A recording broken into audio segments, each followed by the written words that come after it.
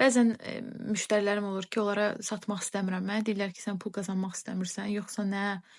Əslində verəcək cavabım biraz detallı olacaq. Ümumi olaraq mən düşünürəm ki, şəxsi brendinqə başlamaq istəyən, sosial mediadan, öz ixtisası yönündə gəlir qazanmaq istəyən insanlar 2 şeyi birinci bilməlidirlər şəxsi brendinqdən öncə.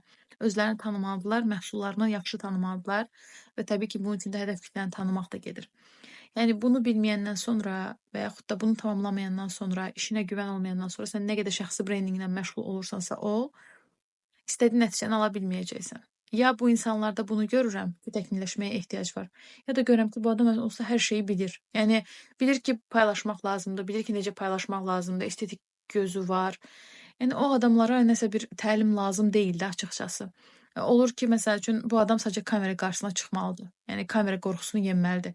Kamera qorxusunu yenmək üçün xüsusi bir texnika yoxdur. Sən çıxmalısan kamera qarşısına, danışmalısan. 1 gün, 2 gün, 3 gün, 1 ay, 3 ay. Sonunda artıq sən istədiyin nəticəyə gəlib çıxacaqsan. Və bunu sadəcə kamera qarşısına keçmək üçün yəni hər hansı bir təlimə ehtiyac yoxdur da. Sən özün çıxa bilərsən bunu. Niyə görə özümüzü başqalarından asılı vəziyyətə gətirmişik? Tamam, yəni hamı pul qazansın, təlim sektoru pul qazansın, amma bəzi şeylər var ki, təlimə getmədən də özümüzün həll etməli olduğumuz şeylərdir. Ona görə mən bəzən müştəriləri qaçırıram və bəzilərinə görə bu səhv bir şeydir, amma mən biraz gerçəkçi olmağı seçirəm.